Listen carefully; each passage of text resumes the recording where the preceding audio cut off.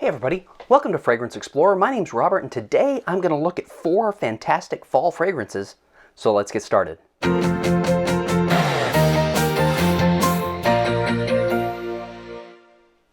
Cooler weather has finally arrived in Florida and it opens up my options to wear a number of fragrances in my collection that get neglected for a large portion of the year. So today, I want to do a mini review of 4 fantastic fall fragrances that are perfect for cooler weather wear, and I'm going to do that in no particular order. Then I'm going to rank them in 4 categories, including masculinity, longevity, sillage, and overall value. So stick around for the rankings if you don't normally watch to the end. So first up on the list is the 1 in EDP concentration from Dolce & Gabbana. Now I haven't reviewed this yet on the channel, but my plan is to do a full standalone review in the near future. Now the 1 is an incredibly well-blended fragrance that's sophisticated and it's evocative of romance in some strange, undefinable way. Now an aromatic, mildly spicy opening gives way to a sweeter heart with hints of orange and terpenic, fresh, pine-like overtones. Now that rides on top of a rich, sweet amber and tobacco base with hints of muskiness. I love this fragrance. It definitely lives up to the hype that it gets in the fragrance community. Next up on the list is Linston De Garlon for men. This was the 3rd fragrance that I ever reviewed on this channel, and I'll put a link below in the description if you haven't seen that. Now I'll warn you in advance that I tend to ramble on a bit more than usual in those older reviews, so just a heads up about that. Linston De Garlon in EDP concentration is a rich, warm, complex blend. And what stands out to me about this fragrance is how it somehow feels like a gourmand because of the dessert-like qualities it has. It's got this rich chocolate in the heart and lemon and licorice-like notes in the top. And something about this fragrance makes you feel like, from an olfactory standpoint, the way kind of a hug would make you feel. I wish I had a way to measure my oxytocin levels when I wear this fragrance. If you had to express love through scent, I think this fragrance would win. 3rd on my list of fantastic fall fragrances is Valentino Uomo in EDT concentration. Now I also reviewed this one back in early 2020. Like Linston De Garlon, Valentino Uomo is in the woody olfactory family. It's nutty, chocolatey, and sweet. Now hazelnut in the mid really differentiates this from some of the other fragrances on the list, while the leather in the base brings out its masculine character. If I had to make a food analogy for this fragrance, it would have to be hazelnut tiramisu. So last on my list of fantastic fall fragrances is Bulgari's Man in Black. Now I reviewed Man in Black back in 2020 and I'll put the link below in the description. Man in Black is by far the most masculine fragrance on this list.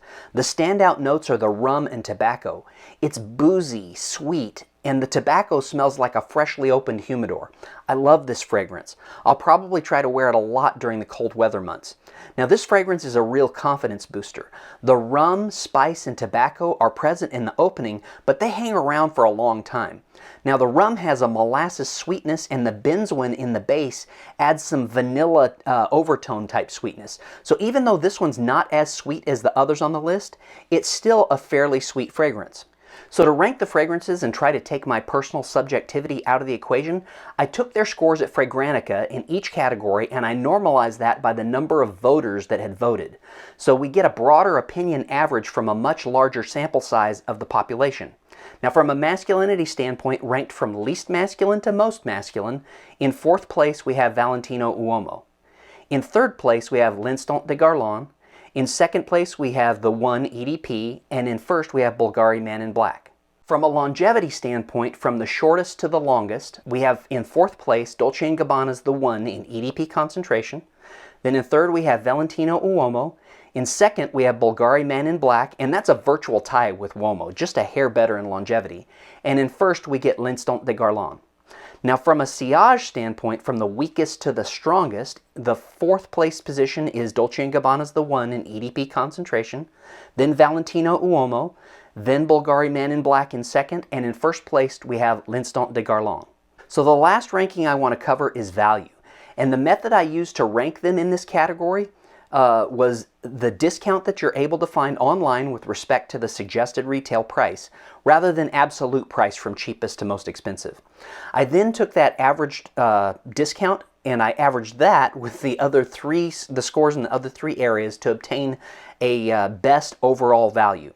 So in 4th place we have Valentino Uomo. In 3rd we have Dolce & Gabbana the 1. In second, we have Bulgari Man In Black. And in first, we have Linston De Garlon. Now, I do have to tell you, after averaging the Masculinity, Longevity, Sillage, and the price discount scores, they were all very close. So there you have it, 4 fantastic fall fragrances, and I highly recommend all 4 of these. I'm really glad I have them in my collection, and I'm looking forward to wearing them for the next few months while we've got a little bit of cool weather here in Florida. I do want to apologize for the sound quality of the reviews that I posted last week. I was having some problems with my recording equipment and switched to a lavalier that was plugged directly into the camera, and I was getting some popping sounds that I didn't really find out about until I was in the midst of editing the footage. And by that time, I didn't have a way to get out of it. So I bought a new mic this week, and hopefully the sound quality is better this week than it was last week.